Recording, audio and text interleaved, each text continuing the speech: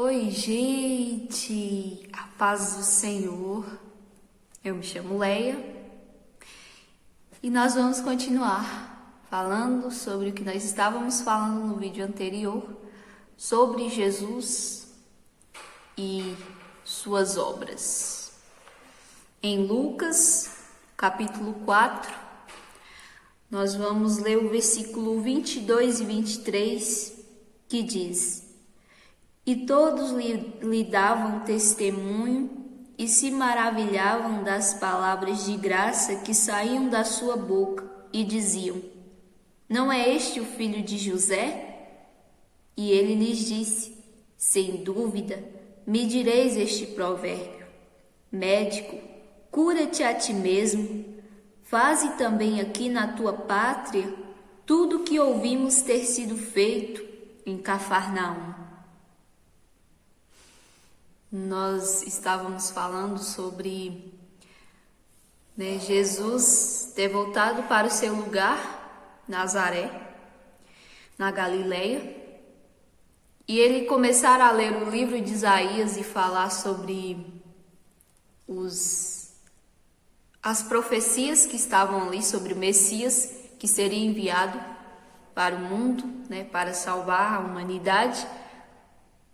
E nós falamos sobre um contexto que o Senhor Jesus passou e que, com certeza, todos que iniciam um processo de chamada, de ministério, de vocação para Deus, em sua terra, não tem qualidade nenhuma para ser aquilo. E aqui as pessoas começam a murmurar, dizendo que Jesus é filho de José. Começam a perguntar: não é este o filho de José? Não é este o filho de Maria? E aí Jesus começa a dizer assim, que o médico, um provérbio que as pessoas dizem: cura-te a ti mesmo, que é tipo assim, já que o médico pode fazer tudo pelos outros, por que ele não pode fazer por ele, Por exemplo, ele pode curar outras pessoas, fazer tratamentos em outras pessoas, ajudar outras pessoas a se recuperarem, mas para ele curar alguma coisa, ele precisa da ajuda de outro médico.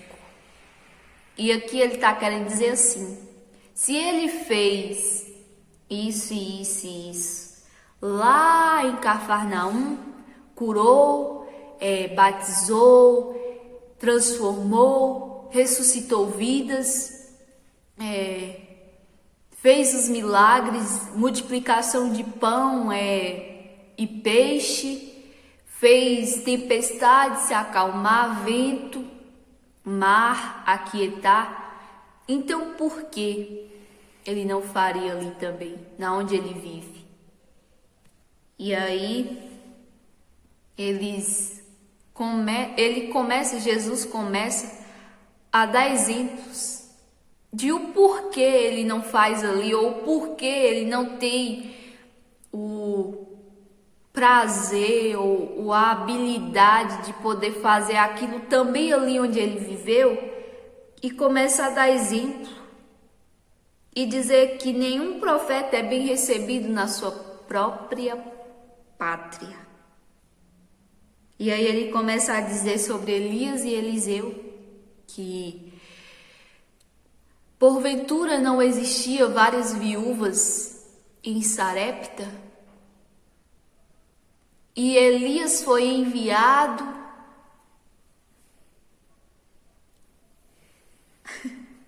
Não, eu errei.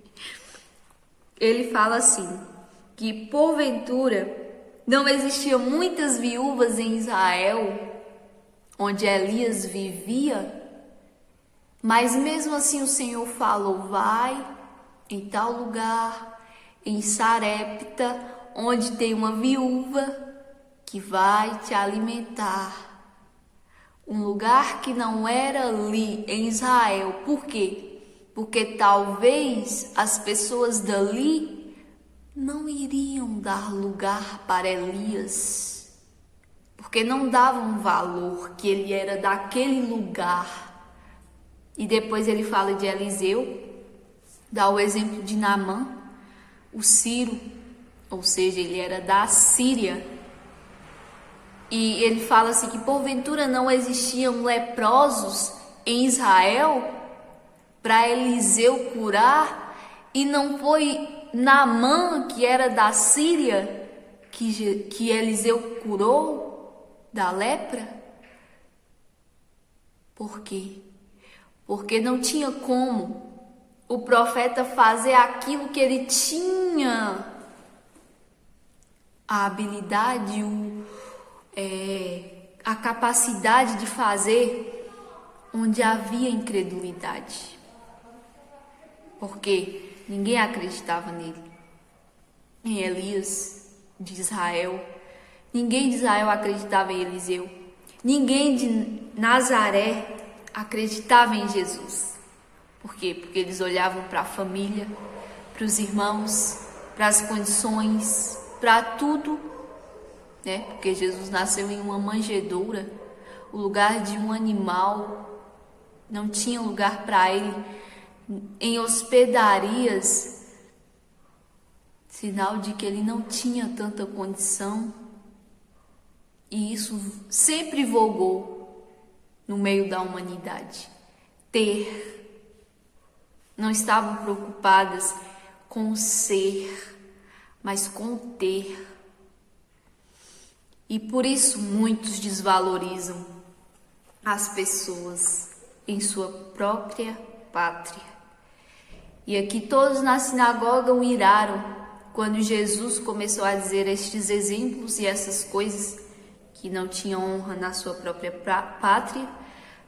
E aí eles expulsam a Jesus, completamente irados. E aqui ainda fala que quando eles expulsaram a Jesus, eles levam ele para o cume do monte, para dali o precipitarem. Só que Jesus ainda não tinha chegado a sua hora, ele meio que vulta e sai dali do meio deles, que eles nem percebem que Jesus, não está mais ali. Não sei se eles esquecem, eu sei que o Senhor Jesus sai ileso e vai para Cafarnaum. E ali ele ensinava e todos admiravam a sua doutrina, porque a sua palavra era como quem tem autoridade.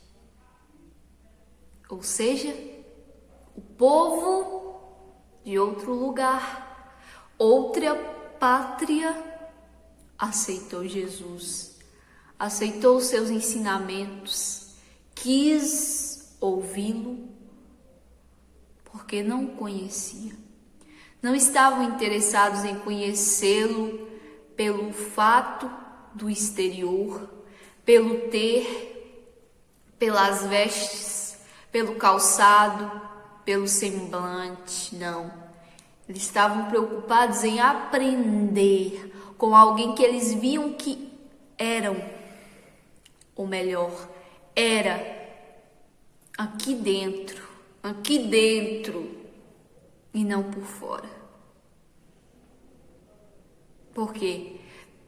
Porque as pessoas que nos conhecem, elas olham por fora.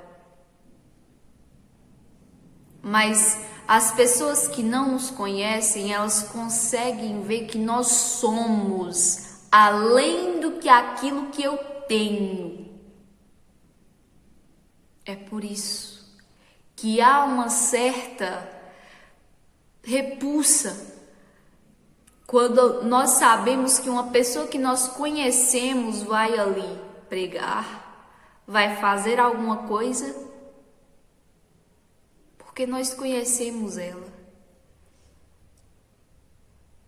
E muitos são de Deus, mas as pessoas estão preocupadas com o ter e não com o ser. Essa é a diferença. Porque quando uma pessoa ela é de outro lugar e ela vai para outro lugar e ninguém conhece ela, as pessoas não sabem o que ela tem ou não. Elas só veem o que ela está ali na hora, no momento, mas não conhecem de verdade a família, o que ela já passou, tudo na vida dela, como os vizinhos e as pessoas que moram próximo a ela conhecem. E aí elas não estão preocupadas com isso. Elas estão preocupadas que ali elas vão aprender de alguém que sabe, que tem autoridade para falar, que é antes de ter. E quando conhece de verdade, muitos perdem a credibilidade. Porque parece que por a pessoa ter sofrido, ter chorado, ter passado por momentos difíceis, ter sido caluniado, ter sido desprezado, pela pessoa não ter condição financeira, por sua casa não ser tão boa, por não ter roupas adequadas, um sapato de marca, por não ter um celular da hora ou um corpo físico numa estrutura que é, como posso dizer, que é ideal para o padrão da sociedade, ou não tem um trabalho tão digno, ou não tem uma profissão, não tem nada assim que demonstre que ela tenha de verdade uma garantia que ela tenha. Simplesmente seus pais são diarista ou trabalha de uma forma como se fosse lá embaixo, sabe? Aqueles que estão lá no final de todos os trabalhos. Alguém analfabeto que não sabe mais muito o que fazer. Pois é. Quando as pessoas olham para essas pessoas que têm alguma coisa de Deus, mas não tem condição financeira, não tem um status, fama, riqueza, essas coisas assim, as pessoas não dão crédito. Por isso que elas não dão créditos para as pessoas que são da própria terra. Porque essas pessoas não têm condição o suficiente para ter aquilo. É isso que vem na mente delas. Que essa pessoa é muito pequena, essa pessoa não sabe de nada, essa pessoa não tem. Mas o que as outras pessoas veem sem conhecer, muitas vezes não é o que ela tem, e sim quem ela é. E é isso que Deus preocupa, é isso que Deus procura nas pessoas. E é por isso que muitas vezes Ele não escolhe quem tem. Porque se Ele escolher quem tem, ninguém vai ver que é Ele. Vai falar assim, tinha condição, tem dinheiro, tem profissão, os pais são diplomatas, tem casa grande, tem uma mansão, tem carro, tem fama, muitos conhecem o seu nome. Ninguém iria dar crédito para Deus. Por isso que Ele escolhe quem não tem, mas quem é. É o quê? Humilde, pequeno, rejeitado, deixado de lado, muitas vezes, como se fosse sem amigos, sabe? Sem ninguém na vida, como se ele fosse completamente necessitado em todas as áreas da vida. É mais nesses que o Senhor vai e chama. Para quê? Para mostrar que Ele é Deus e que Ele não está preocupado com o que tem ou não. O que Ele procura é dentro de todo mundo. Eu sei que você sabe disso, mas muitas vezes a gente esquece. E o Senhor gosta de lembrar para nós que não importa se nós temos ou não, não importa se na nossa pátria, no nosso lugar, acreditam em nós ou não, não importa se para muitos não tem capacidade, não é bom o suficiente.